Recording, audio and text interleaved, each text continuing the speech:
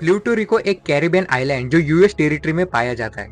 वहाँ पर एक जापानीज लेडी ट्रैवल करने के लिए आती है। वो वहाँ पर स्विमिंग, ट्रेकिंग और नए नए केव्स में घूमती है और 3 वीक्स यहाँ पर बिताने के बाद वो वापस 5 आवर की लंबी फ्लाइट पकड़ के अपने घर जाती है। घर पर लौटने के बाद ही उसे सडन चेस्ट पेन स्टार्ट हुआ, जो पेन डीप इंस्पिरेशन और खांसी के साथ और भी बढ़ता है और उसका हार्ट रेट बहुत तेजी से बढ़ने लगता है। इसी वजह से वो खुद को हॉस्पिटल के इमरजेंसी डिपार्टमेंट में दाखिल करती है। हाल ही में उसने लॉन्ग प्लेन फ्लाइट की थी, उसका चेस्ट पेन हो रहा था, रैपिडली उसका हार्ट रेट बढ़ा हुआ था।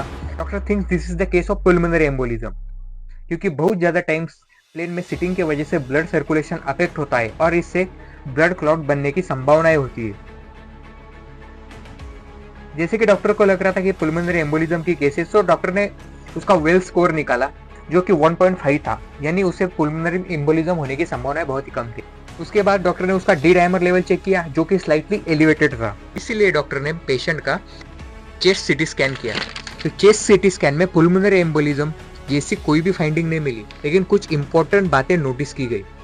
जैसे कि मीडियास्टिनम में जो लिम्फ नोड होते थे वो इनलार्ज हुए थे, जो कि इन्फ्लेमेटरी कंडीशन में होते थे, और लंग के अराउंड फ्लूइड भी जमा हुआ था, और lung were like diffuse ground glass nodules.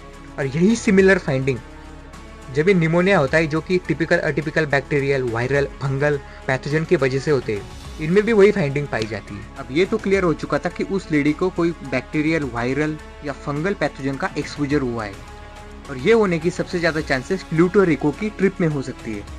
तो डॉक्टर ने उस लेडी की डिटेल में जानकारी लेनी शुरू कर दी। देन शी रिवील दैट जब वो प्लूटो रिको में केव्स को विजिट कर रही थी, तो उन केव्स में बहुत ज्यादा मात्रा में बैट्स थी, और जो केव्स का फ्लोर था वो पूरे बैट्स के वेस्ट मटेरियल से भरा पड़ा था।